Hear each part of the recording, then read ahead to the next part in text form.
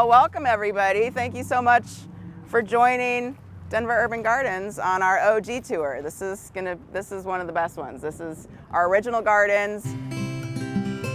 This is a very sacred space. It's been here since 1994. People know that they are safe and welcome and included here in this space. I can't even imagine a Denver without Doug and a Denver without these gardens. It's just in the fabric of this city that these spaces are here for everyone to enjoy. Beginning of the year, we were like, how can we get more people involved in like the gardens and just, creating this bigger community?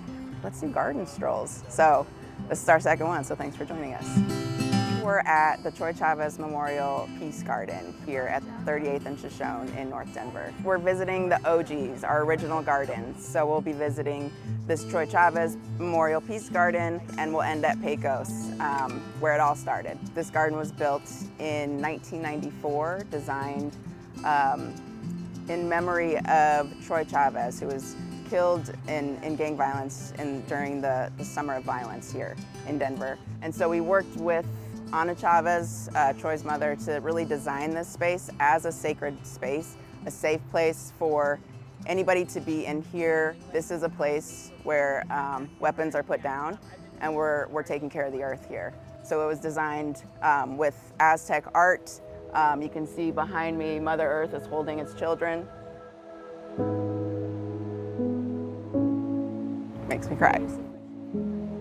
So up front we have a lot of different medicinal herbs for the neighborhood and for anybody to come in and pick and smell and touch and feel. And in the back we'll see a lot of different plots for neighborhoods and residents around this space to grow food for themselves and their families as well. All right, let's head to the next one. Here we are at the Oasis Garden. And so this was rebuilt just a couple of years ago. The community was a part of the design, the rebuild. A lot of the residents that garden here are feeling much closer to their neighbors, which is, a wonderful benefit for creating a smaller space for the gardeners, but also just to start anew with this space. So you can see it's beautiful. There are things growing. It's really turned into a true oasis here in North Denver. All right, are we ready to head to the next location? Well, I'm Jeremy Garcia. This is the Shoshone Community Garden. We're part of the D.U.G, Denver Urban Gardens program. We're in Lower Highlands, which is at the intersection of 33rd and Shoshone.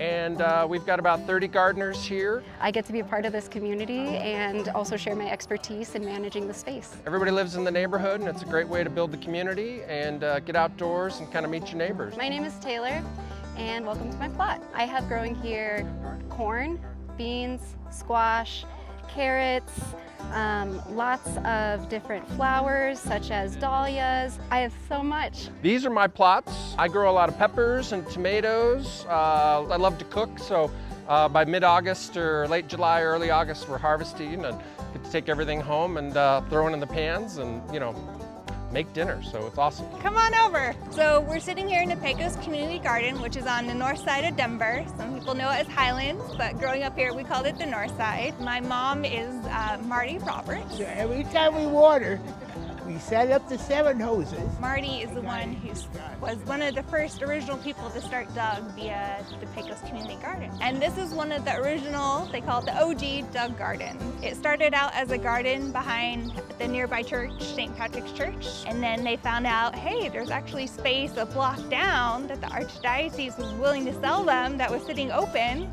And let's buy it and make a community garden out of it. A bunch of people who had come from Laos, called the Hmong people, was their culture. They had come over and were looking for space to grow their traditional foods. They got to come to the United States, to Seattle. And from Seattle, they came to Denver. And then they found me. And so they came and tracked down Marty and said, hey, you have a plot of land. Can we join? And she said, yes. When this garden, the Pecos Community Garden, started, there were about 7 to 8 Hmong families, and within the family, multiple generations.